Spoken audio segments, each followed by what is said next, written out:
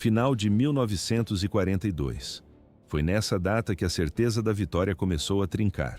Rumores corriam pelas ruas de Berlim.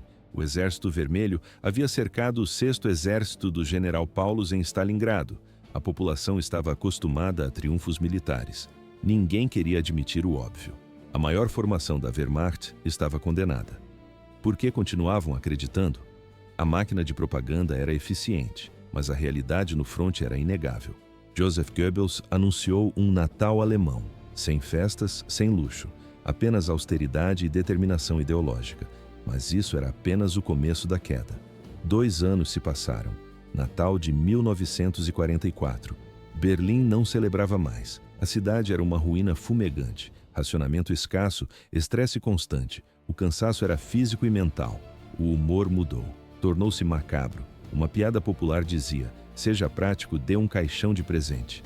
Nas paredes dos prédios colapsados, viam-se mensagens escritas a giz. Parentes avisavam que estavam vivos ou que tinham mudado de endereço. À primeira vista, avisos improvisados, mas na prática, o último canal de comunicação de uma sociedade em colapso.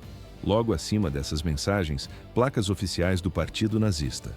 O aviso era claro: saqueadores serão punidos com a morte. Os bombardeios tornaram-se a rotina. Berlinenses passavam mais tempo em porões úmidos do que em suas próprias camas. O refúgio subterrâneo era um mundo à parte. Na filmagem, nota-se: luzes azuis fantasmagóricas iluminam rostos pálidos. O ambiente era claustrofóbico. O ar faltava. Pessoas se amontoavam vestindo todas as roupas que possuíam. Carregavam pequenas malas de papelão.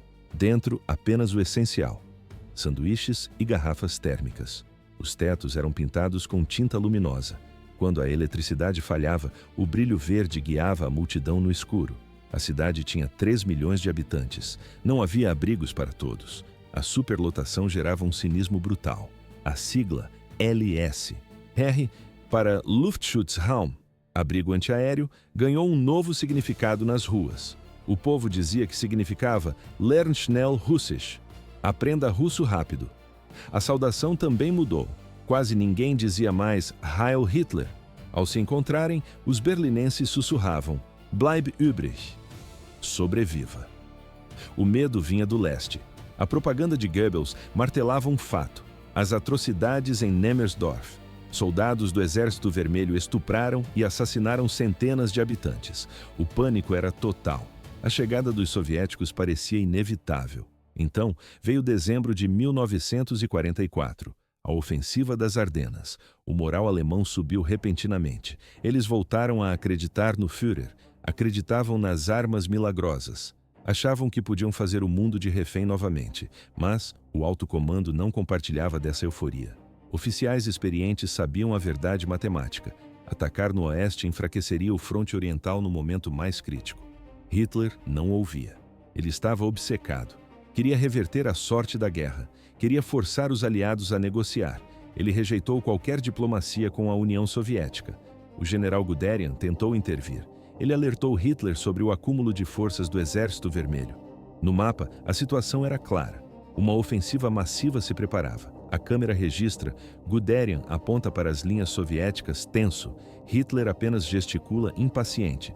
O ditador descartou as estimativas. Estava convencido de que as divisões soviéticas eram fracas. Hitler manteve o foco teimoso no oeste. Ignorou a tempestade que se formava no leste. 13 de janeiro de 1945. O tempo acabou. A toca da besta fascista. Foi com essas palavras que os comandantes soviéticos definiram o território inimigo. O general Ivan Danilovich Cherniakovsky não hesitou. Ele lançou um ataque maciço e brutal na Prússia Oriental. Os soldados ouviam repetidamente que entravam no coração do inimigo. A motivação era o ódio. Em 24 de janeiro, as forças soviéticas já visualizavam as torres de Königsberg. A capital da Prússia Oriental estava ao alcance da artilharia. A resistência alemã foi notável, quase suicida. Mas a massa blindada russa avançava sem pausas. No sul, o cenário era idêntico. O marechal Konstantin Rokossovski moveu suas tropas em 14 de janeiro. O objetivo tático era cortar a Prússia Oriental do resto do Reich. Por que o alto comando alemão não reagiu? O general Georg Hans Reinhardt viu o cerco se formar.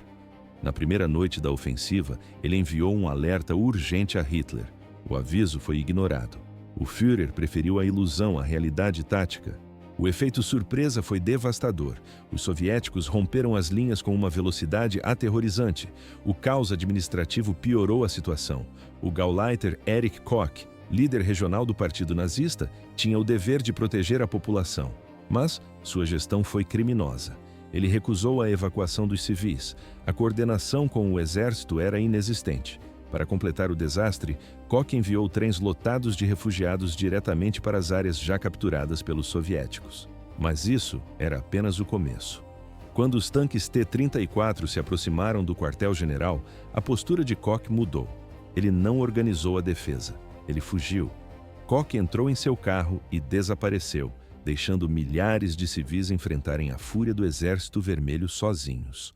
A população tentou escapar a pé. A neve era profunda. As temperaturas congelantes matavam quem parava para descansar. As estradas tornaram-se corredores de morte. Em uma aldeia isolada, a NKVD encontrou os rastros dessa tragédia. 100 corpos civis estavam espalhados na neve. Eram vítimas de uma marcha da morte forçada. Na filmagem, nota-se: os corpos são de mulheres. Em suas roupas, estrelas de 6 pontas costuradas grosseiramente. Não morreram de frio, foram executadas. Marcas de pólvora indicavam tiros a queima-roupa. A violência do Exército Vermelho contra civis tornou-se generalizada. Não se tratava apenas de conquista territorial. Estupros, saques e execuções sumárias faziam parte do avanço. Os soldados soviéticos viam cada alemão como um alvo legítimo de vingança pelas atrocidades nazistas na União Soviética. Os comandantes tentaram conter as tropas. Ordens de disciplina foram emitidas, mas o papel não parava a raiva. Havia outro gatilho para a violência. Os soldados russos ficaram chocados ao entrar nas casas alemãs. Eles encontraram riqueza, ordem e conforto material. Isso gerou um sentimento perigoso, inveja profunda. À primeira vista, uma ocupação militar padrão. Mas na prática, uma explosão de ressentimento social. A câmera registra móveis quebrados e louças destruídas nos pátios das casas. Ouve-se o som de portas sendo arrombadas em busca de espólios. A inveja transformou-se em destruição pura. O que os soldados não conseguiam carregar, eles quebravam. Oficiais políticos e censores da NKVD tentaram filtrar as notícias para proteger a imagem do exército. Mas a realidade no campo era incontrolável. As casas foram limpas de qualquer valor. A NKVD observava tudo, consolidando seu poder sobre os escombros. 8,5 milhões de pessoas. Entre janeiro e meados de fevereiro de 1945, esse foi o número de alemães que abandonaram tudo. Não foi apenas uma migração, foi uma fuga em massa. O avanço do Exército Vermelho na Prússia Oriental não significou apenas uma derrota militar, significou o apagamento físico de uma região vital para a história alemã. As estradas ficaram entupidas de carroças e civis congelados. Cada vila tomada pelos soviéticos virava ruína. Por que a violência era tão absoluta? A resposta estava na memória dos soldados. A guerra havia mudado de endereço. O que aconteceu na Rússia, na Bielorrússia e na Ucrânia agora acontecia em solo alemão. Eles viram as terras devastadas pela ocupação nazista. Agora estavam cobrando a conta. No final de janeiro, o caos tomou conta de Berlim. As sirenes de ataque aéreo uivavam todas as noites. Refugiados chegavam à capital com o olhar vazio, contando histórias de terror sobre as tropas soviéticas. A Hungria, antiga aliada, trocou de lado. Rumores circulavam pelos becos. A frente oriental estava em colapso. Ouve-se o som estático do rádio clandestino nos porões. Os trabalhadores ferroviários sabiam mais sobre o avanço inimigo do que o próprio Estado-Maior. Muitos alemães arriscavam a vida sintonizando a BBC. Buscavam a verdade no meio do ruído. Alguns alimentavam uma esperança ingênua. Talvez os soviéticos só matassem oficiais e a SS.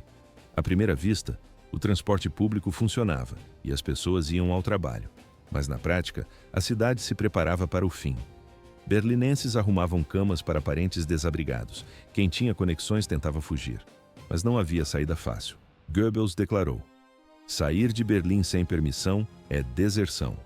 As execuções sumárias da SS aumentaram por ordem de Himmler, 23 de janeiro. Os tiros soaram. Membros da resistência ligados à trama de julho foram executados. Os slogans de Goebbels cobriam os muros. Venceremos porque devemos vencer. Mas ninguém mais acreditava. Na filmagem percebe-se, as mãos do ditador tremem incontrolavelmente, Hitler raramente aparecia. Quem visitava a chancelaria do Reich encontrava um homem acabado.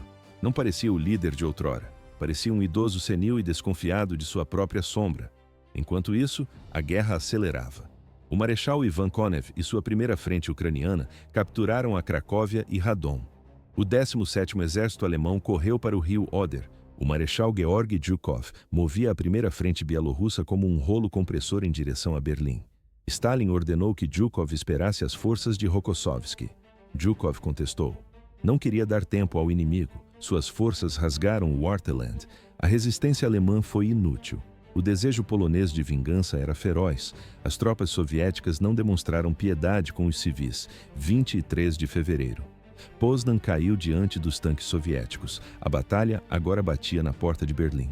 As tropas de Zhukov alcançaram o rio Oder e estabeleceram cabeças de ponte perto de Kustrin. A defesa alemã foi pega de surpresa pela velocidade do ataque. Não houve tempo para cavar trincheiras adequadas. Não era mais uma questão de si. Era uma questão de semanas. A bota soviética estava pronta para entrar na capital nazista. 20 de abril de 1945. O aniversário do Führer. Berlim amanheceu em cinzas para celebrar os 56 anos de Adolf Hitler. Os fogos de artifício vieram, mas não da forma festiva.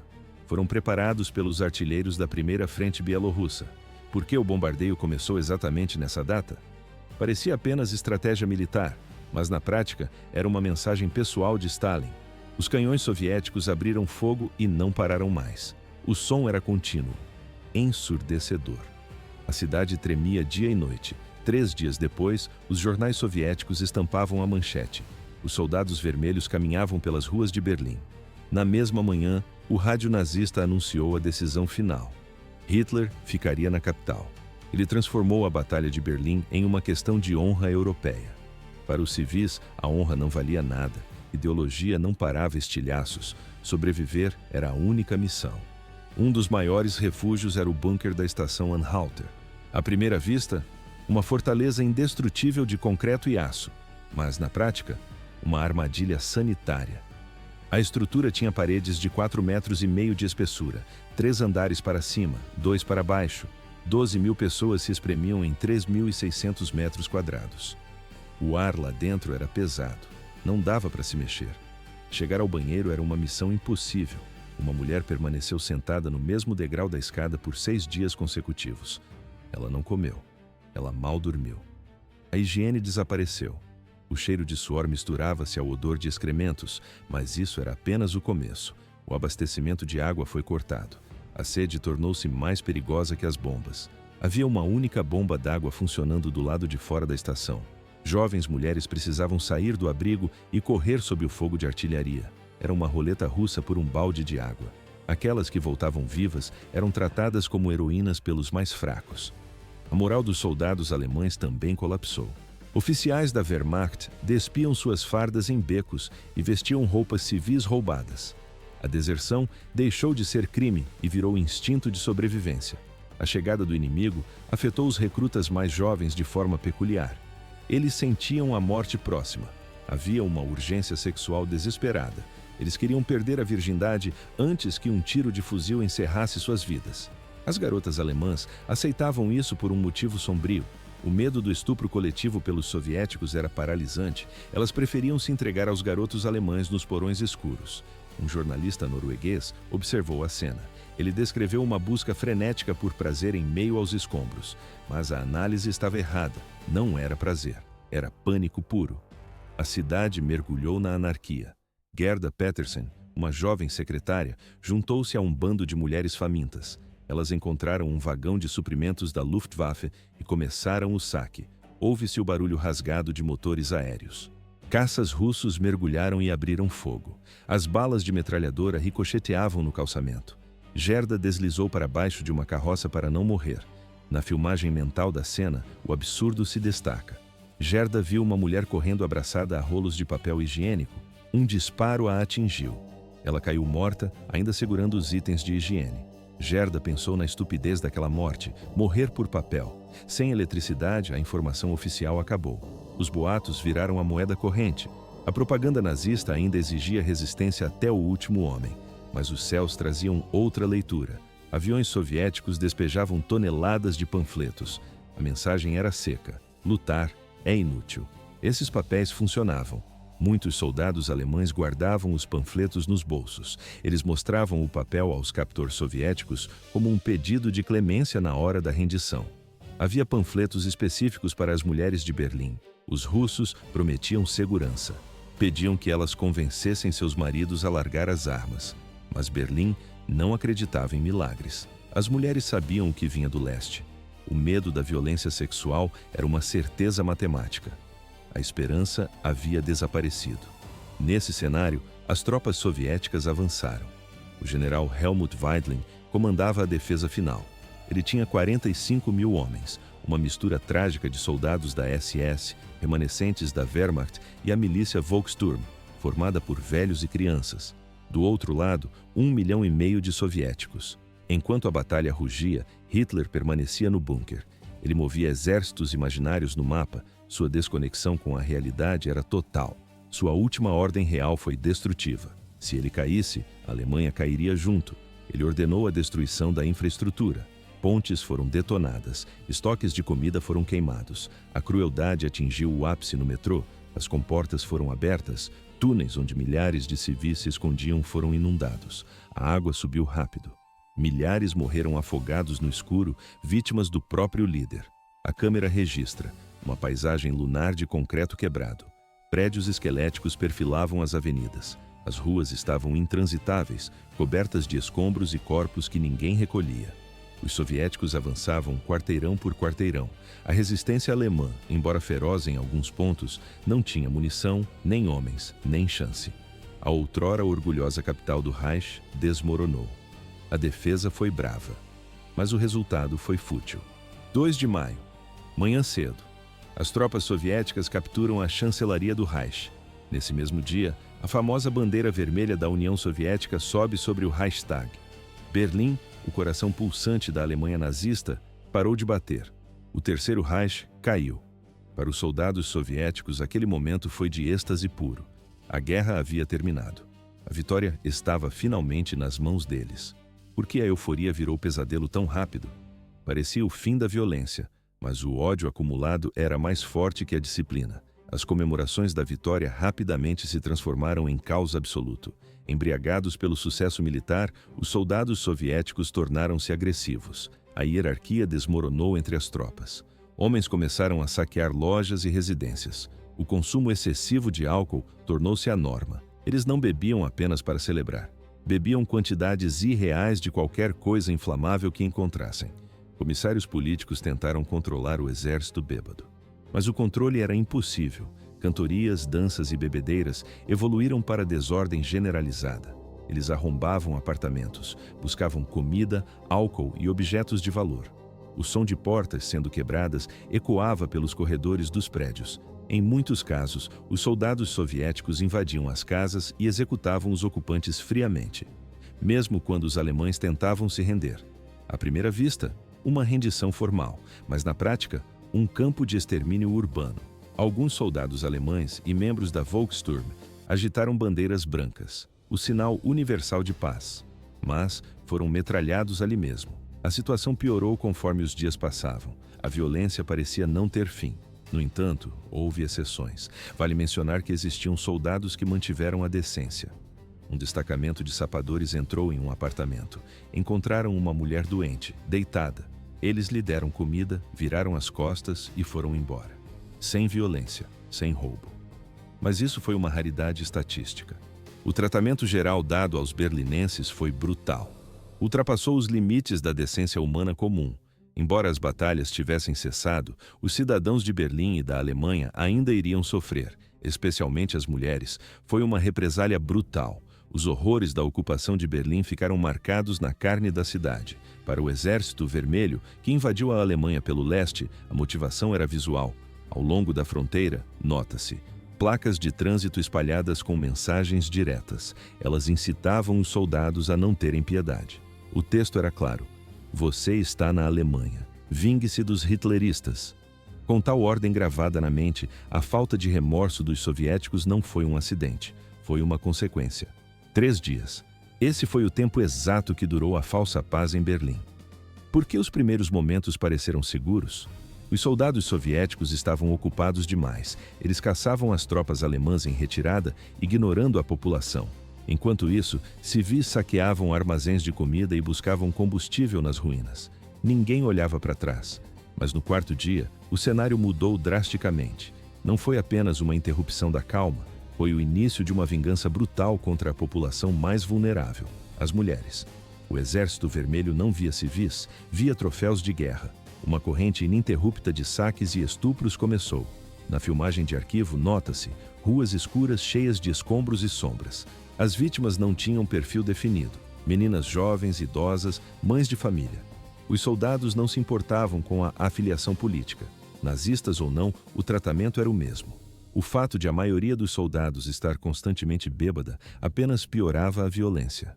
O cheiro de álcool barato impregnava o ar. Eles não buscavam lugares escondidos ou privados para cometer os crimes. Atacavam abertamente, nos escombros das casas destruídas, no meio das ruas lamacentas, violentavam mulheres diante dos próprios familiares que assistiam paralisados pelo medo. Ninguém ousava intervir. À primeira vista, uma libertação do regime de Hitler, mas na prática, uma nova sentença de terror. Para as mulheres de Berlim, esse trauma se somava a uma lista interminável de misérias. Elas já tinham perdido casas nos bombardeios, perdido entes queridos em combate, visto filhos desnutridos e doentes. Agora, a violência sexual se tornava apenas mais um requisito cruel para a sobrevivência na Alemanha devastada. Um observador anotou friamente: o estupro virou rotina. Mas isso era apenas o começo do pesadelo. Margaret Bovary, uma jornalista alemã, documentou o colapso social. Ela mantinha um diário de sobrevivência durante a Batalha de Berlim. Em 8 de maio de 1945, ela registrou um encontro perturbador nas ruas. Ela pedalava ao lado de uma garota desgrenhada. A menina fora prisioneira dos russos por 14 dias. Tinha sido violentada repetidamente, mas estava bem alimentada. Uma troca cruel e silenciosa pela vida. Os relatos no diário eram secos e diretos. Os estupros habituais ocorreram. Uma vizinha tentou resistir à agressão. O som do disparo foi imediato. Ela morreu no local. Outra mulher, a senhora Kraus, escapou ilesa. Ela insistia em uma teoria estranha. Os russos não tocavam em mulheres que usavam óculos. Margaret queria saber se aquilo era verdade. As tropas estavam embriagadas, mas naquela área distinguiam entre jovens e velhas. Para Margaret, aquilo já parecia um progresso macabro. A câmera registra rostos cansados de mulheres nas filas de água. Não havia distinção nem para os aliados ideológicos. Judeus e antifascistas saíram de seus esconderijos para saudar os libertadores. Mas o sentimento de traição foi instantâneo. Inga Deutsch-Kron estava escondida com a mãe. Ao ouvir o ruído inconfundível dos tanques russos, sentiu alívio. Acreditava que o pesadelo nazista tinha acabado, mas a realidade foi diferente. Ela saiu do porão para cumprimentar as tropas. Um soldado se aproximou sorrindo, mas o sorriso não era de amizade. Ele agarrou suas roupas e murmurou palavras desconexas. "Vem, Frau! Vem, senhora!" O pânico tomou conta. Inga correu de volta para a mãe. A mãe suspirou derrotada. Ela percebeu que os rumores eram verdadeiros. Elas tentaram o último recurso. Mostraram as identidades judaicas. Esperavam que a perseguição sofrida pelos nazistas garantisse proteção soviética. No quadro, mãos trêmulas segurando documentos velhos e sujos. Foi inútil. A maioria dos soldados era analfabeta. Eles não liam os cartões. Eles nem olhavam para os papéis. Para eles, eram apenas mulheres alemãs disponíveis. A esperança desapareceu ali mesmo. Ruas, bunkers, porões. Nenhum lugar era seguro em 1945. As vítimas não estavam apenas nas calçadas expostas. Os soldados desciam para a escuridão. Entravam nos bunkers e porões onde os alemães tentavam se esconder do combate feroz. Lá embaixo, o ar era pesado e o pânico era absoluto. Mulheres eram violentadas na frente de seus filhos. Homens eram obrigados a assistir, paralisados sob a mira de fuzis. Às vezes, havia uma seleção fria. Soldados escolhiam mulheres de acordo com suas preferências. Em outros casos, o ataque era coletivo, brutalidade em grupo. Não havia critério de idade. Senhoras de 70 anos, meninas que ainda não eram mulheres, Todas se tornaram alvos. Por que essa violência indiscriminada? Parecia pura barbárie, mas era o acerto de contas de uma guerra sangrenta. O primeiro prefeito antifascista de Charlottenburg registrou o caos. No início, o foco parecia ser o saque em larga escala. Os russos levavam tudo. Indivíduos eram roubados na rua, armazéns esvaziados, lojas e casas reviradas em busca de valor. Mas logo o foco mudou. Relatos de estupro chegavam todos os dias. Uma mulher só escapava se ficasse invisível. Precisava se esconder em sótãos, atrás de paredes falsas ou dentro de armários. É difícil para a mente moderna compreender a extensão real dessa prática. Os crimes nos bunkers eram seguidos por saques implacáveis e novos ataques dentro dos apartamentos em toda Berlim. Mas isso era apenas o começo. Os alemães começaram a enviar queixas desesperadas ao governo local. Um relatório policial específico, enviado à prefeitura de Spandau e encaminhado ao comandante soviético, detalha a noite de 6 de maio de 1945. Eram 2h30 da manhã. O silêncio foi quebrado pelo som de vidro estilhaçando. 3 soldados russos quebraram uma janela no corredor. Um inquilino foi forçado a abrir as portas. Eles subiram para o segundo andar e encontraram 2 jovens dormindo. Havia um bebê no quarto. A cena descrita é fria. Os soldados sentaram na cama, acenderam cigarros. A fumaça preenchia o quarto pequeno enquanto exigiam que as mulheres se deitassem com eles. Uma tentou gritar. A resposta foi imediata. Ameaçaram executá-la com uma arma. A outra chamou pela mãe. Um soldado a arrastou para o cômodo vizinho, manteve a metralhadora apontada para ela enquanto revirava as malas com a outra mão. Enquanto isso, os outros 2 atacavam a mulher que ficou para trás. A violência extrema virou rotina. Uma petição de Berlin-Reinickendorf, datada de 28 de junho, narra um ataque ocorrido semanas antes, 4 de maio. 2 soldados russos embriagados abordaram um casal de idosos. A esposa tinha 62 anos. Foi violentada pelos 2 homens. O marido, de 66 anos, tentou intervir. Foi morto com um tiro. O corpo caiu na sala. Mais tarde, um terceiro russo chegou. Violentou a esposa novamente em outro apartamento. No relatório, a viúva fez questão de anotar. O marido não pertencia a nenhuma organização nazista. À primeira vista, civis idosos e inocentes, mas na prática, inimigos sem direitos. Ela pediu uma audiência com o comandante. O resultado é desconhecido. O jornalista suíço Max Schnetzer registrou o inferno no distrito residencial de Dahlem. Seus diários descrevem cenas que desafiam a lógica. Em um caso, um pai tentou proteger a filha pequena.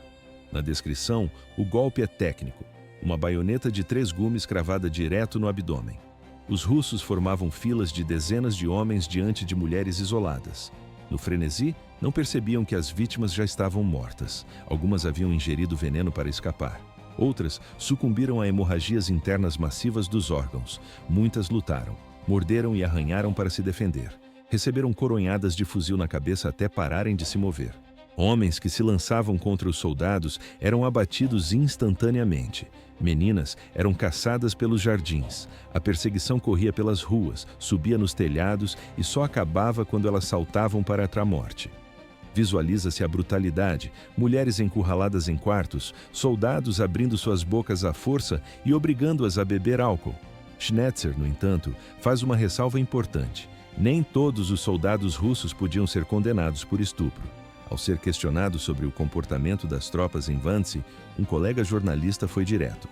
Em parte como porcos, em parte como anjos. Em alguns apartamentos, cenas selvagens terminavam em morte. Uma mulher morreu pelos abusos contínuos dos soldados. Em outras casas, a dinâmica era diferente e os russos agiam com disciplina. A linha entre a libertação e o massacre era invisível. Uma tempestade de granizo. Essa era a melhor definição para tal ocupação. A destruição não era total, mas onde ela caía, não sobrava nada. Por que o comportamento das tropas oscilava tanto? Parecia loucura. Mas a guerra havia quebrado a bússola moral dos soldados. Os relatórios da época mostram uma dualidade perturbadora. De um lado, a brutalidade absoluta. Do outro, gestos de humanidade inexplicável. Houve um caso específico. Uma família inteira preparou o suicídio. Eles viram os vizinhos serem violentados. O medo era insuportável. Prepararam o veneno, ajustaram as cordas, mas um oficial soviético interveio. Ele não apenas os impediu, ele prometeu proteção pessoal e cumpriu. Em outra situação, soldados atacaram uma garota na frente do pai. A cena era caótica. Gritos, roupas rasgadas. De repente, outros soldados do mesmo batalhão intervieram. Arrancaram os agressores de cima da vítima, não havia padrão, apenas o caos. Um prefeito de Breslau registrou essa esquizofrenia. Ele viu soldados russos dividirem o último pedaço de pão com crianças alemãs famintas, viu motoristas de caminhão pararem para ajudar idosas com carroças quebradas na estrada. À primeira vista, libertadores gentis, mas, na prática, predadores imprevisíveis. Os mesmos homens montavam emboscadas em cemitérios à noite, esperavam mulheres desacompanhadas, roubavam, violentavam. Especialistas compararam esses soldados a crianças primitivas, capazes de bondade extrema num minuto e de crueldade absoluta no seguinte. Peter Bloch viveu isso nos arredores de Berlim. Ele descreveu os russos como hunos imprevisíveis. Você nunca sabia onde pisava. Num momento, eles atiravam em civis friamente. No momento seguinte, estavam parados em frente a uma barraca de coelhos. Riam, admiravam os animais, davam chocolate para as crianças da vizinhança. A transição entre o assassino e o amigo durava segundos, mas isso era apenas a superfície. A descrição mais precisa veio de dentro. A sargento Júnior Hatkina, uma operadora de telefonia, viu tudo sem filtros. O relato dela é seco. Eu lembro, disse ela. Na memória, uma imagem fixa. Uma mulher alemã violentada. Ela estava deitada nua. Entre as pernas, não havia roupas. Havia uma granada. Hoje, Hatkina sente vergonha. Mas na época, nenhuma. Os sentimentos mudam.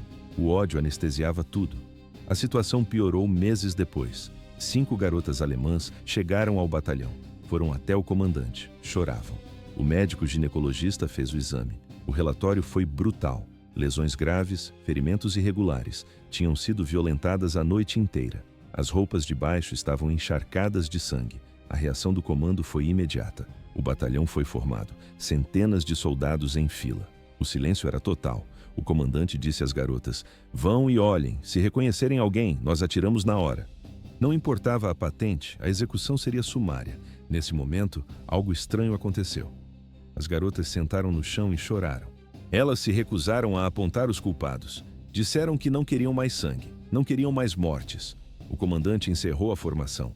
Cada uma recebeu um pedaço de pão e foi mandada embora. Hatkina explica o porquê dessa dureza. Era impossível perdoar rápido. Os soldados russos vinham de terras queimadas. E agora, na Alemanha, viam casas intactas, telhados brancos, jardins com rosas. Na câmera nota-se o contraste. A ruína russa contra a beleza alemã. Isso gerava ódio. Hatkina confessou. Ela queria vê-los sofrer.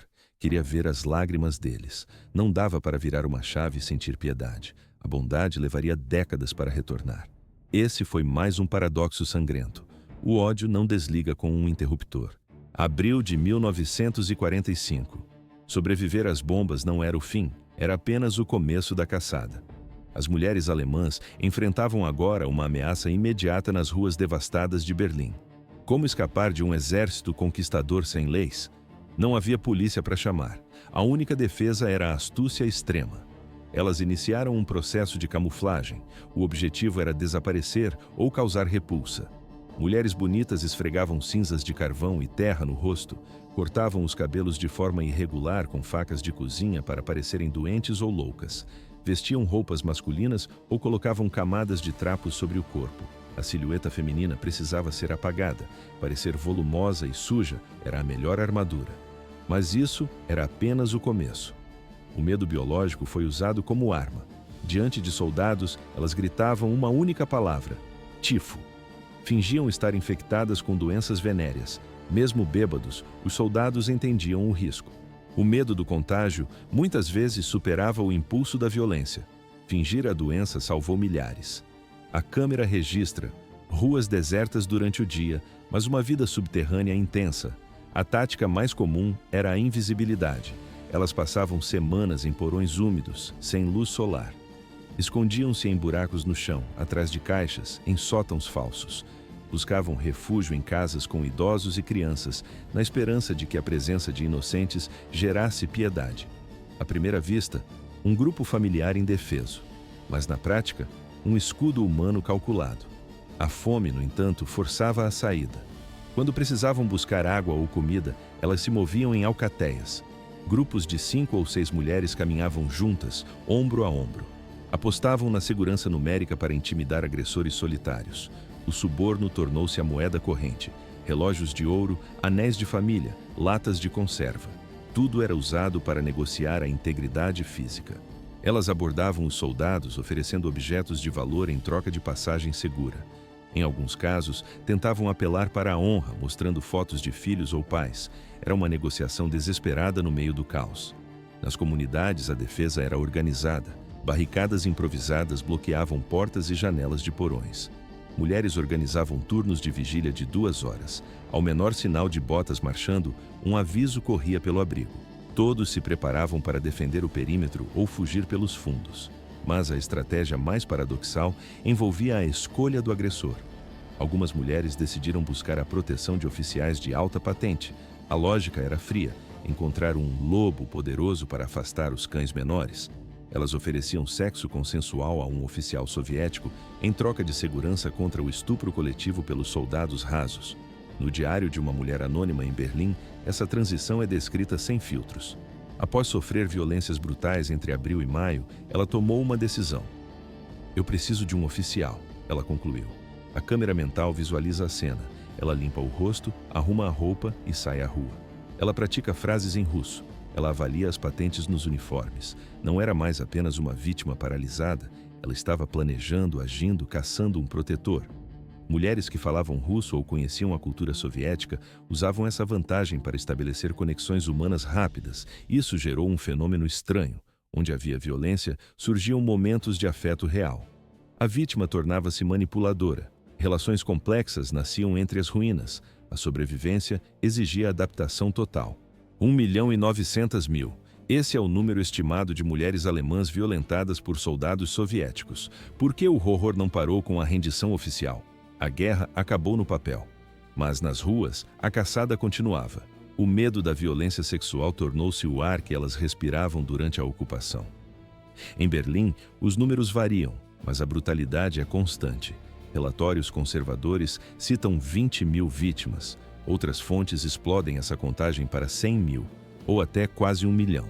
Muitas não foram atacadas apenas uma vez, foram alvo de filas de soldados, repetidamente. O corpo humano tem limites. Algumas fontes afirmam que até 10.000 mulheres morreram em consequência direta desses ataques. Hemorragias, traumas internos, suicídios. A violência soviética não se limitou à capital. Atravessou a Alemanha inteira. Mulheres de todas as idades, crianças e idosas, foram afetadas. Os dados indicam que o estupro era generalizado, não havia zona segura.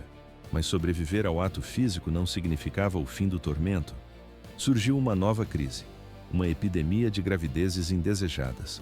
O volume era tão grande que o Ministério do Interior não pôde ignorar. A ordem foi dada: criar alas especiais em hospitais de grandes cidades para lidar com a situação. Um exemplo claro estava no distrito de Neukölln, em Berlim. Os registros hospitalares mostram um pico vertical nos pedidos de aborto vindos de vítimas dos soldados soviéticos. De 7 de junho de 1945 a 17 de junho de 1946, o Escritório de Saúde aprovou 995 casos, quase 3 por dia, apenas naquele distrito. Médicos e enfermeiras operavam no limite, faltavam remédios, as condições de higiene eram precárias. À primeira vista, uma equipe médica unida pela emergência, mas na prática, inimigos ideológicos trabalhando lado a lado. A maioria dos médicos eram antifascistas recém-nomeados pelas autoridades de ocupação, mas outros eram ex-membros do Partido Nazista, suspensos de suas clínicas privadas, convocados para limpar a sujeira da guerra. Os abortos eram necessários, o número de estupros exigia essa medida, mas a burocracia impunha a humilhação. As mulheres precisavam escrever declarações detalhadas, explicar as circunstâncias. As declarações juramentadas misturavam necessidade social desesperada com a retórica remanescente de higiene racial.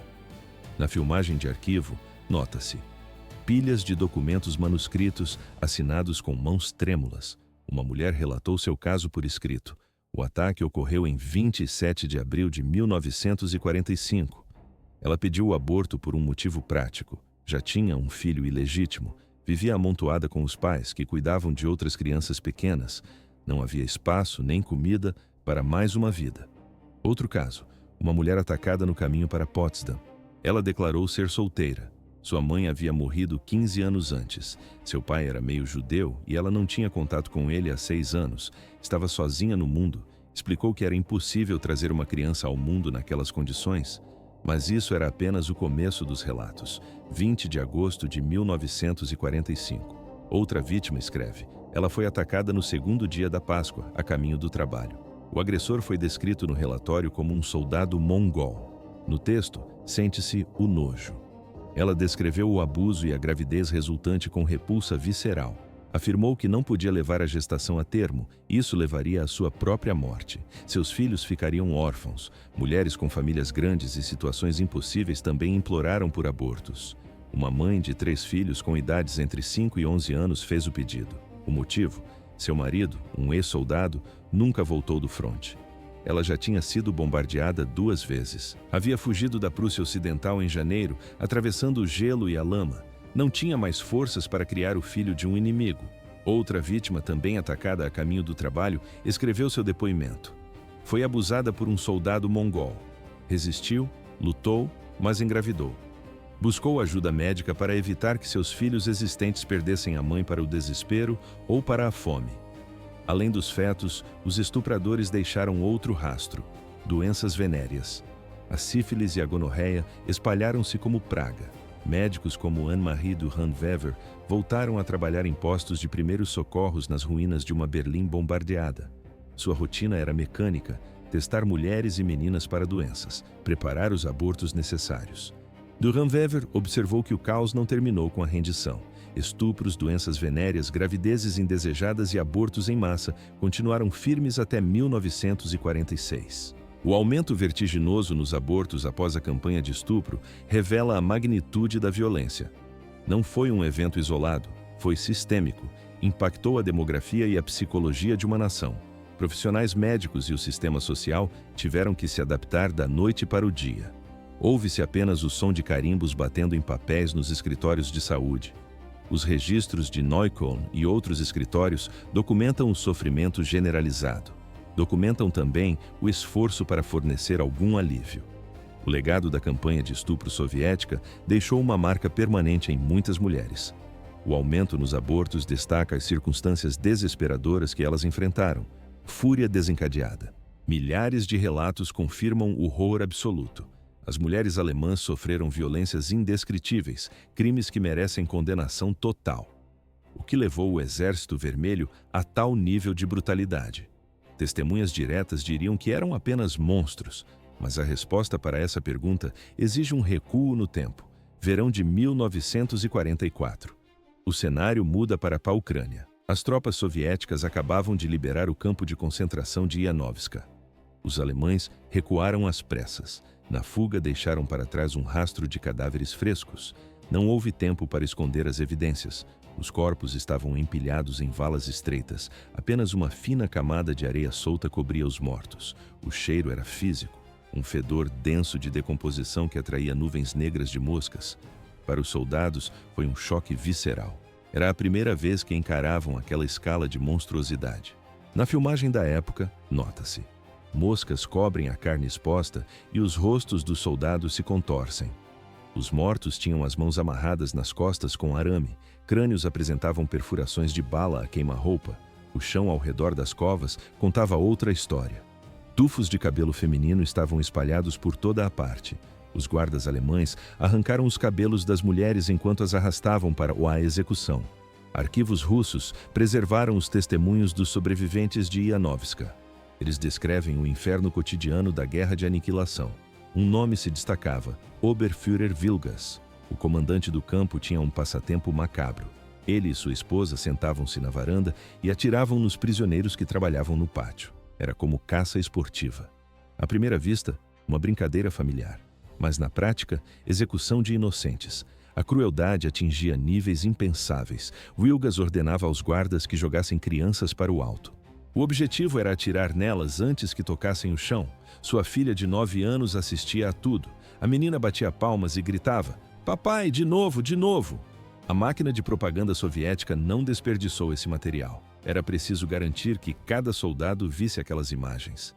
Jornais, transmissões de rádio e oficiais políticos martelavam a mesma mensagem: matem os alemães, vinguem os hitleristas. Não era apenas informação, era um condicionamento sistemático para o DIU. Os soldados consumiam essas histórias junto com a ração diária. Mas a raiva ainda não tinha atingido o seu ápice. Com o avanço para o oeste, o cenário se repetia. Mais campos, mais valas comuns, dezenas de milhares de corpos. O ponto de ruptura aconteceu ao encontrarem seus próprios compatriotas. A câmera registra garotas de 16 anos, esqueléticas, chorando nos braços dos soldados endurecidos. Elas haviam sido sequestradas de sua terra natal. Agora, contavam os detalhes repugnantes de sua juventude roubada. Os sobreviventes estavam fracos demais para pedir vingança, mas o cheiro dos corpos nas valas rasas gritava por retribuição. A mente coletiva do exército foi moldada pelo trauma e pela propaganda. Então, a marcha continuou. O Exército Vermelho cruzou a fronteira e pisou na Prússia. O chão agora era alemão. Casas brancas impecáveis, jardins floridos e bem cuidados, uma paz quase insultante. Os soldados soviéticos encontraram vilas pitorescas que pareciam intocadas pelo tempo. Por que a violência explodiu contra essas pessoas? Parecia desnecessário, mas o ódio acumulado precisava de uma saída. Os habitantes dessas vilas viviam como se a guerra não existisse. Eles não haviam experimentado nem uma fração do trauma que devastou o resto do continente. A câmera registra ruas limpas, vidros intactos nas janelas, estoques de comida. Era um contraste brutal com a imagem das terras soviéticas. Lá, os soldados alemães não deixaram nada além de terra arrasada. Cidades em ruínas, poços envenenados, o cheiro de cinzas. A propaganda soviética alimentava essa fúria. O comando incentivava a vingança abertamente. Os soldados estavam determinados a fazer os alemães pagarem, todos eles, sem exceção. A política de punição coletiva desempenhou um papel fundamental nos crimes cometidos. Para a liderança soviética, a culpa não era individual. A população alemã inteira era responsável pela guerra e merecia ser punida. Os soldados foram instruídos a ver cada alemão como um inimigo e a tratá-los de acordo. Mas isso era apenas o começo. Além do desejo de vingança, outros fatores contribuíram para a explosão de crimes de guerra. Um deles foi o colapso total da disciplina dentro do Exército Vermelho. O avanço rápido das tropas para dentro da Alemanha criou um ambiente caótico. Manter a disciplina militar normal tornou-se impossível. As linhas de suprimento falhavam. A comunicação era precária. À primeira vista, um exército vitorioso, mas na prática, uma massa armada fora de controle. Os comandantes muitas vezes fechavam os olhos para as atrocidades cometidas por suas tropas. Os objetivos militares eram a prioridade máxima. Capturar Berlim importava mais do que a conduta ética. Como resultado, muitos soldados agiam por impulso, sem medo de cortes marciais, sem medo de fuzilamentos. Nessas condições, o álcool assumiu o comando. A embriaguez generalizou-se entre as tropas. Garrafas saqueadas de adegas alemãs circulavam livremente nas trincheiras. O álcool derrubou as últimas inibições, aumentou a agressão e a violência.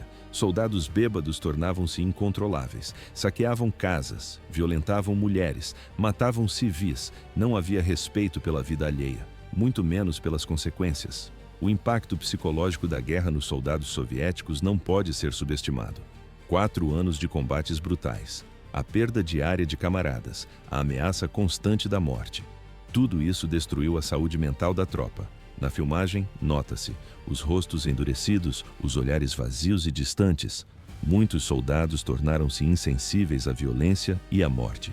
Esse trauma psicológico facilitou as atrocidades contra a população alemã. A guerra transformou homens comuns em indivíduos brutais, capazes de violência extrema. Não havia caminho de volta. É preciso considerar o contexto. A Segunda Guerra Mundial, especialmente no leste europeu, foi uma guerra de aniquilação total. Caracterizou-se pelo colapso completo das normas sociais. A ausência das leis de guerra nos territórios ocupados era a regra. A lógica desse conflito era simples: lutar sem restrições. Nesse ambiente, o pior da natureza humana emergiu nos soldados. Eles foram autorizados a liberar seus impulsos mais primitivos. O comportamento das tropas soviéticas na Alemanha foi influenciado por uma combinação fatal de fatores. propaganda intensa, experiências pessoais traumáticas, falta de disciplina, o caos do fronte. Esses elementos se combinaram para criar uma situação onde atrocidades generalizadas foram cometidas contra a população alemã. O desejo de vingança, o ganho material e o colapso das normas sociais impulsionaram a bestialidade das tropas. A humanidade foi negada. Negar e desviar. Essa era a ordem vinda diretamente do Kremlin sobre as acusações de violência sexual na Alemanha. Por que Stalin ignorou os milhares de relatórios sobre estupros em massa? Parecia um erro estratégico ignorar a indisciplina, mas a resposta era fria. Admitir os crimes destruiria a narrativa do soldado libertador. Para a liderança soviética, o Exército Vermelho trazia justiça, não terror. Reconhecer a onda de estupros seria admitir que os libertadores agiam como os invasores. Quando os telegramas com denúncias chegavam a Moscou, o destino era quase sempre o mesmo: a trituradora de papel ou o carimbo de propaganda inimiga.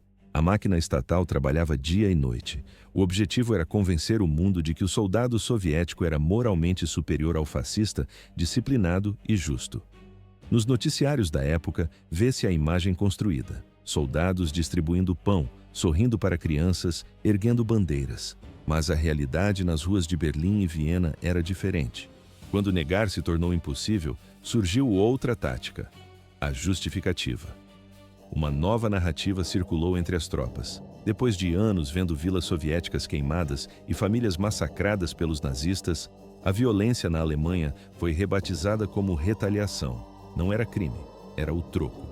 O comportamento brutal foi tratado como uma reação compreensível ao caos do pós-guerra e ao trauma acumulado nas trincheiras. À primeira vista, uma explosão de fúria espontânea, mas na prática, uma vista grossa calculada pelos comissários políticos.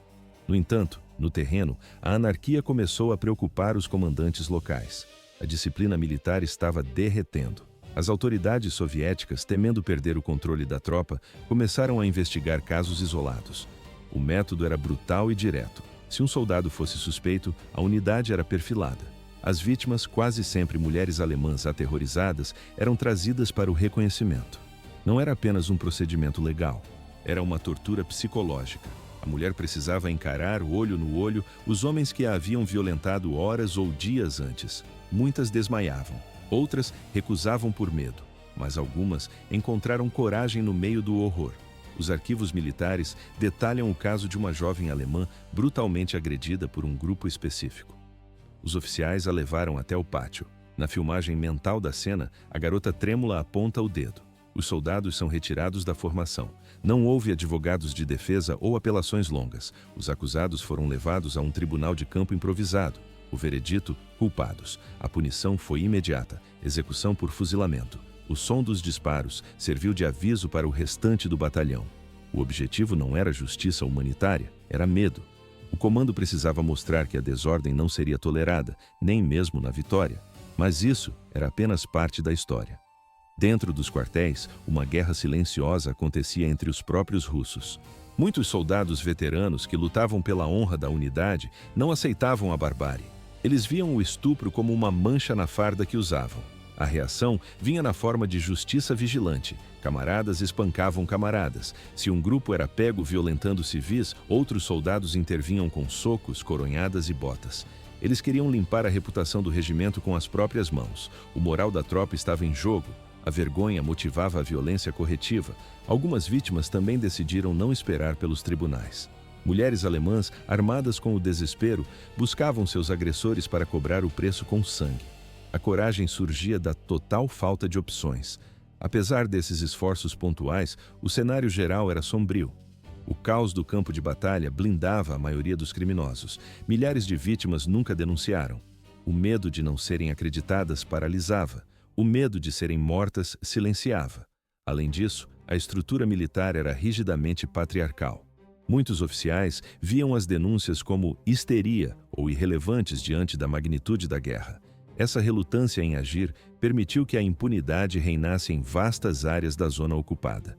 Quem tentava denunciar os colegas enfrentava outro perigo: a acusação de traição. Apontar um estuprador dentro da sua trincheira era visto por alguns como causar divisão. Soldados honestos foram ostracizados ou ameaçados por tentarem impor a lei. Eles persistiram movidos por um senso de dever arcaico, lutando contra a própria maré de violência que o Exército Vermelho havia trazido. Essa tensão entre a ordem militar e o instinto animal definiu os últimos meses do conflito. Para as mulheres alemãs, o pesadelo só começou a diminuir quando os canhões pararam de vez.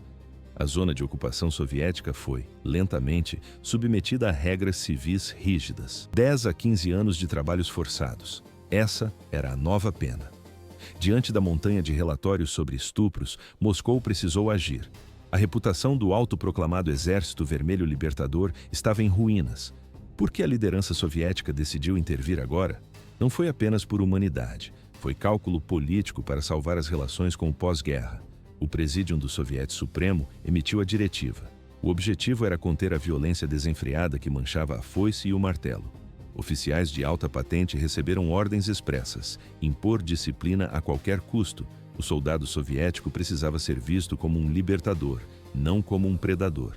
A liderança militar tentou forçar um senso de responsabilidade nas tropas, mas as palavras não bastavam. Em Magdeburgo, o comandante local não apenas gritou ordens, ele alinhou os culpados no pátio. Na filmagem, nota-se: os soldados observam em silêncio absoluto a execução dos colegas. O som dos disparos ecoou como um aviso. Aqueles que fossem pegos no ato de estupro não teriam julgamento longo. Seriam executados na frente de suas próprias unidades. A mensagem era brutal e direta. O comportamento tolerado até ontem era a sentença de morte de hoje. Simultaneamente, a máquina de propaganda mudou o tom. Os panfletos agora falavam de honra. Oficiais eram lembrados de seu dever em proteger os princípios do socialismo e a população civil. Mas isso era apenas o começo. Para frear os instintos das tropas, as autoridades implementaram o isolamento físico. Ordens foram despachadas: retirar os soldados das casas alemãs, todos para os quartéis, todos para os acampamentos. Em certas regiões, aldeias inteiras foram evacuadas. Criaram-se zonas separadas, barreiras físicas entre os vencedores e os vencidos. À primeira vista, uma reorganização logística padrão, mas na prática, uma quarentena sanitária para evitar crimes sexuais. O controle de movimento tornou-se rígido. Para visitar uma casa alemã, o soldado precisava de autorização por escrito. Sem papel, sem visita. As patrulhas verificavam documentos nas esquinas. Quem fosse pego sem permissão enfrentava penalidades severas. O objetivo era eliminar as interações não supervisionadas com mulheres alemãs. Porém, a realidade no terreno era diferente. A aplicação da disciplina era inconsistente. Alguns comandantes seguiam o protocolo à risca. Outros, exaustos ou indiferentes, fechavam os olhos. O caos do pós-guerra engolia as regras. Ouve-se o barulho de vidro quebrando e gritos distantes. O álcool era o combustível. A embriaguez generalizada transformava soldados cansados em criminosos violentos. A administração militar tentou confiscar estoques, proibir a venda, controlar o consumo. Mas a vodka e o vinho eram onipresentes. A falta de controle estrito exacerbava a situação a cada noite. Havia um lado ainda mais sombrio nessa libertação. O estupro como arma de guerra não respeitava fronteiras. É um erro histórico pensar que apenas as alemãs sofreram. Mulheres na Hungria e na Romênia, países que se aliaram aos nazistas, enfrentaram o mesmo destino brutal. Assim que a bota do Exército Vermelho tocou aquele solo, a violência começou. Dependendo da região, a escala dos ataques era idêntica à da Alemanha. Mas um fato desafia a narrativa comum. Nem os aliados estavam seguros. Final de 1944. O Exército Vermelho avançava pelo norte da Iugoslávia. Era uma nação amiga, uma nação parceira. Isso não impediu nada. Soldados soviéticos cometeram estupros e atos de violência contra a população que vieram ajudar. Os números eram menores que na Alemanha, mas a conduta era igualmente predatória. No quadro, arquivos militares mostram telegramas furiosos enviados por líderes locais. A propaganda soviética tentou intervir. Dizia aos soldados para respeitar os partisãs iugoslavos, suas tradições e suas famílias. Falavam da luta comum contra o fascismo. Mas para muitos soldados no fronte, essas eram palavras vazias. Tito, o líder comunista da Iugoslávia, não ficou calado. Ele enviou reclamações formais e agressivas aos comandantes soviéticos. A tensão diplomática subiu. Essas queixas forçaram Moscou a agir com mão de ferro. Soldados identificados foram presos. Alguns receberam sentenças longas em campos de trabalho na Sibéria. Outros tiveram um destino mais rápido. A câmera registra oficiais soviéticos com expressões tensas ouvindo as denúncias. Em casos extremos, oficiais executaram seus próprios subordinados e estupraram mulheres iugoslavas. A punição foi divulgada amplamente para servir de exemplo. Mas nem todos foram pegos. Muitos crimes desapareceram na névoa da guerra. A presença do Exército Vermelho na Iugoslávia deixou cicatrizes profundas. Não foi apenas uma libertação, foi uma ocupação traumática. Esse comportamento em território aliado adiciona uma camada de complexidade fria à história.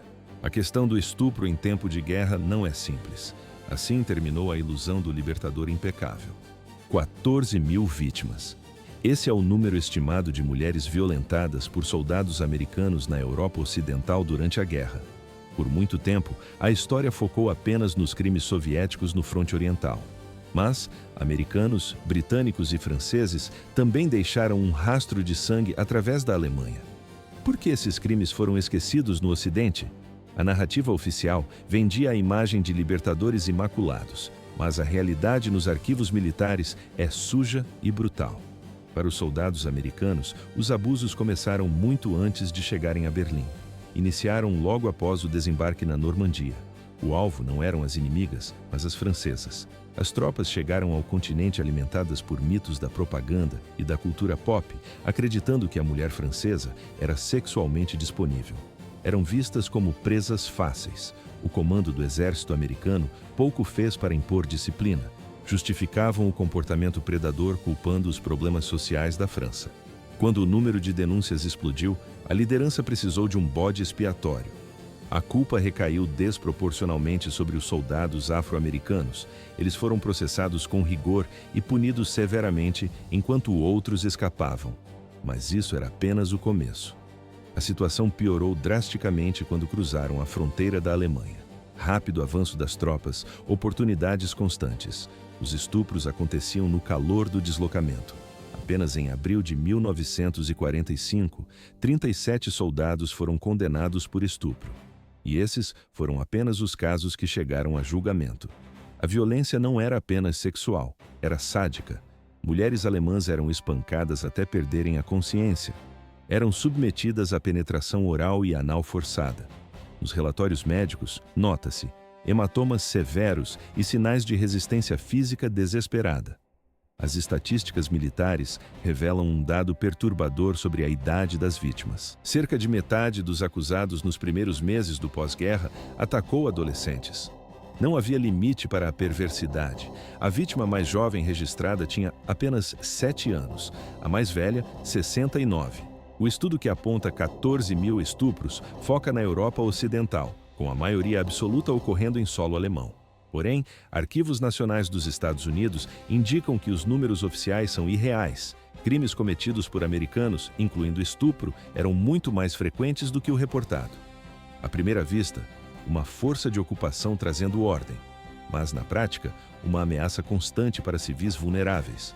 Os britânicos também participaram dessa violência. A frequência era menor que a dos americanos, mas a motivação era idêntica: domínio. Muitos soldados britânicos sentiam um poder absoluto sobre a população derrotada. O estupro servia para demonstrar quem mandava agora. Para justificar o ato, alegavam que as alemãs eram participantes dispostas. Diziam que houve consentimento, mas os corpos das vítimas marcados pela luta desmentiam essa versão. A situação nas zonas controladas pela França foi igualmente crítica. Relatórios indicam uma incidência alarmante de violência sexual, inclusive por tropas coloniais. Em Stuttgart, o caos se instalou assim que a cidade caiu, em abril de 1945. Centenas de casos de estupro foram registrados em questão de dias. Um fator logístico agravou o cenário. Soldados franceses foram alojados diretamente em casas civis. Essa proximidade forçada foi fatal. Dormiam sob o mesmo teto que suas vítimas, sem supervisão. Ouve-se nos relatos o som de móveis sendo arrastados para bloquear portas, uma tentativa inútil de proteção. Franceses viam as mulheres alemãs como troféus de guerra, sentiam-se donos de seus corpos. As autoridades militares francesas pouco fizeram para proteger a população local. Seguindo o exemplo de seus aliados americanos, os franceses atribuíram a culpa quase exclusiva às tropas coloniais do norte e oeste da África. Era uma estratégia conveniente. A propaganda nazista já explorava esse medo racial durante a guerra. Depois do conflito, elementos dentro da Alemanha usaram isso para inflamar sentimentos racistas. Isso serviu para desviar a atenção do problema real, a falta de disciplina militar generalizada e a cultura de impunidade. Esses crimes cometidos por americanos, britânicos e franceses revelam um padrão. O estupro por soldados não foi um desvio de conduta isolado. Foi parte integrante da conquista sexual durante e após a Segunda Guerra Mundial. Mulheres eram vistas como espólio.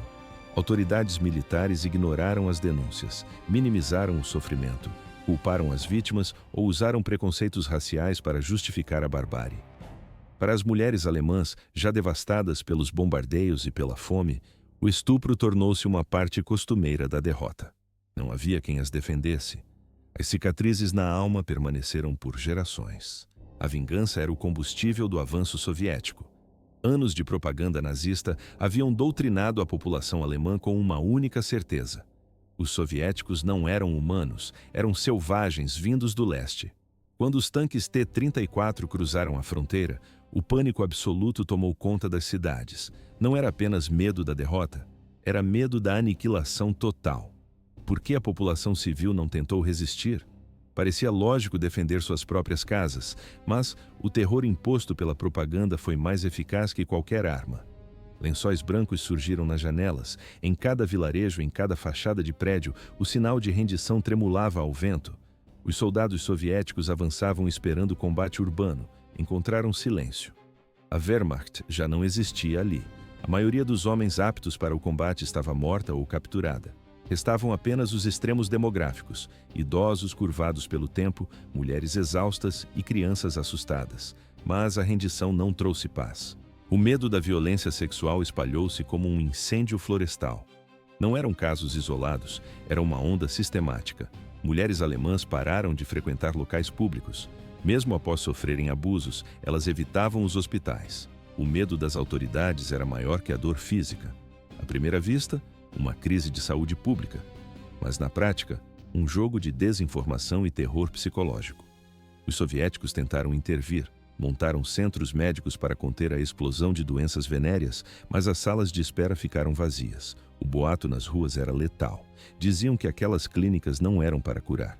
Diziam que eram armadilhas para identificar mulheres saudáveis. O destino final, segundo os rumores, não era a recuperação, mas os campos de trabalho forçado na Sibéria. Para muitas, o risco da doença era preferível ao tratamento soviético. Mas isso era apenas o começo. A resistência organizada era inexistente. A guerra havia drenado a energia vital da nação. Com o regime nazista colapsado, não havia ideologia pela qual lutar, apenas a sobrevivência individual. E as forças soviéticas garantiram que continuasse assim. A NKVD entrou em cena logo atrás da infantaria. Eles eram eficientes, brutais, realizaram prisões em massa. Não precisavam de provas concretas. Bastava uma suspeita de hostilidade para que alguém desaparecesse na traseira de um caminhão. Nos arquivos de imagem, percebe-se. Os rostos nas ruas não mostram raiva, mostram exaustão absoluta. Surgiu então o mito da guerra. Entre sussurros, os alemães alimentavam uma esperança delirante. Acreditavam que uma nova guerra estouraria imediatamente. Desta vez, aliados ocidentais contra a União Soviética. Eles esperavam que americanos e britânicos os libertassem do controle de Moscou. Essa crença os tornou passivos. Eles não agiam. Eles esperavam por um resgate que nunca foi planejado. O cotidiano foi reescrito pelo trauma. A rotina das mulheres mudou drasticamente. Sair sozinha à noite tornou-se uma sentença de perigo. Portas eram barricadas. Esconderijos eram improvisados em sótãos e porões úmidos. Algumas medidas foram definitivas. Famílias inteiras cometeram suicídio para evitar a captura. Outras fugiram sem destino, deixando tudo para trás. O medo generalizado criou uma atmosfera de insegurança que impregnou o ar. Não foi apenas uma ocupação militar. Os crimes sexuais deixaram uma cicatriz social profunda que demoraria décadas para fechar. Uma sentença perpétua. Para as mulheres alemãs, o fim dos combates não trouxe a paz, mas um novo tipo de inferno. Os danos psicológicos deixados pela violência soviética foram devastadores. Não eram apenas feridas físicas que cicatrizavam com o tempo, eram traumas profundos que alteraram a psique de uma geração inteira. A vergonha, a culpa, o medo constante, esses sentimentos corroíam as vítimas por dentro. Por que a maioria dessas mulheres nunca denunciou os crimes? Parecia resignação, mas na prática o que as calava era o estigma social brutal. Falar sobre o estupro significava isolamento imediato. A sociedade alemã, destroçada pela guerra, não acolheu suas vítimas. Pelo contrário, elas foram evitadas. Vizinhos viravam o rosto, amigos atravessavam a rua. Até mesmo dentro de casa, o apoio desapareceu. Famílias inteiras rejeitavam as filhas e esposas que haviam sofrido nas mãos dos soldados. O medo de ser expulsa do convívio social forçou milhares de mulheres a um silêncio sufocante. Elas engoliram a dor para não perderem o teto, mas isso era apenas o começo do colapso. 9 meses depois, a consequência física da violência apareceu. As crianças nascidas desses estupros carregavam uma marca invisível. Eram chamadas de filhos do inimigo. Muitas foram abandonadas em orfanatos superlotados. Outras foram entregues aos cuidados do Estado, crescendo sem nome e sem história. Aquelas que ficaram com as mães enfrentaram uma infância de insultos. Elas eram a prova viva da derrota. As mães suportaram pressões sociais extremas e os filhos cresceram sob o peso de uma origem que não pediram. À primeira vista, uma família tradicional tentando se reerguer. Mas na prática, um grupo de estranhos unidos apenas pelo trauma e pelo ressentimento. Para os homens alemães, o impacto foi diferente, mas igualmente destrutivo. Maridos, pais e irmãos sentiram a impotência na pele. Durante anos, a propaganda nazista pregou a força do homem ariano como protetor inabalável. Quando os soldados soviéticos invadiram as casas, essa ilusão se desfez. Os homens não puderam proteger suas mulheres. Isso gerou uma crise de masculinidade massiva. O sentimento de fracasso transformou-se em raiva reprimida dentro dos lares. Relações familiares foram destruídas não pelas bombas, mas pelo silêncio constrangedor na mesa de jantar. No arquivo de imagens da época, nota-se: homens de olhar vago, sentados em escombros, ignorando as mulheres ao redor. A confiança comunitária evaporou. O medo de estranhos tornou-se patológico. Durante os bombardeios aliados, as comunidades se ajudavam nos abrigos. Havia solidariedade na sobrevivência. Agora, havia apenas suspeita. O medo de novos ataques por soldados soviéticos fez com que as pessoas se isolassem dentro de suas ruínas. Portas trancadas, cortinas fechadas, o tecido social que mantinha a Alemanha unida durante a guerra foi rasgado de vez. Essa violência moldou a nova identidade nacional. Para muitos alemães, os estupros em massa foram vistos como uma punição coletiva, uma vingança brutal pelos crimes do regime nazista. Isso criou uma mentalidade complexa de vitimização. O povo sentia-se punido pelos pecados de seus líderes. De um lado, a culpa pelos campos de extermínio. Do outro, o ódio visceral contra os ocupantes soviéticos. Esse ressentimento influenciou a política e a visão alemã sobre a Rússia por décadas. A câmera registra idosas em Berlim, anos depois, ainda estremecendo ao ouvir o som de botas marchando no asfalto. Hoje, quase 80 anos depois, a maioria dessas vítimas já deixou este mundo. Os livros de história focam na glória militar, falam da queda de Berlim como o momento triunfante do fim do nazismo. Bandeiras hasteadas, soldados celebrando. Mas existe um capítulo paralelo que raramente ganha destaque nos documentários oficiais. O relato dessas mulheres permanece como uma nota de rodapé sangrenta na Segunda Guerra Mundial. A história delas é um lembrete duro. A guerra cobra um preço humano que vai muito além do campo de batalha. O sofrimento delas não terminou com o armistício.